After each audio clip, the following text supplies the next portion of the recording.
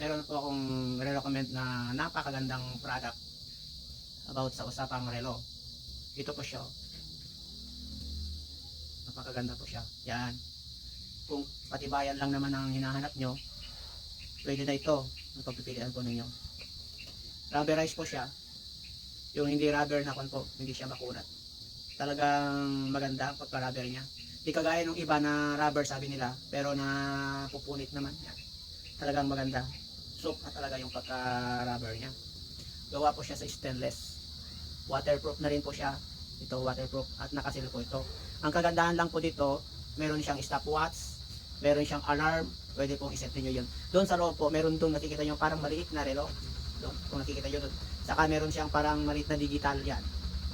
Doon sa loob. Pag iset yung stopwatch at yung kwan niya, yung iilaw po yun. Ang kagandahan po dito, medyo magaan lang po siya. Kaya po napakatibay. Almost 3 years ko nang ginagamit to, hindi pa siya nagkaroon ng sira. Hindi pa nagpalit ng battery. Yan. Maganda po ito.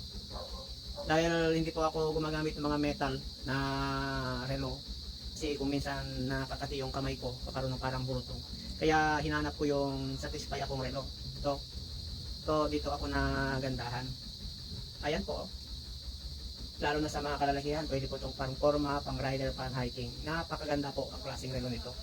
Napakatibay po. Kung tibayan lang naman po, isa na ito. Pwede po ninyong makita ito sa aking yellow basket. I-check ninyo at para magkakaroon din kayo ng ganito. Napakaganda po to.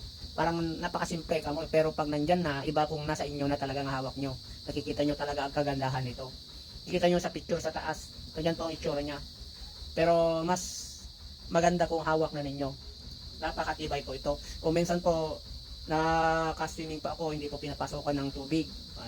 Nagdala-drive ako, nababasa ako, hindi po siya pinapasokan ng tubig. Yan o, maganda pa rin hanggang ngayon. Napakatibay po. Kaya try ninyong tignan at magkaroon din kayo ng ganitong klase ng relo.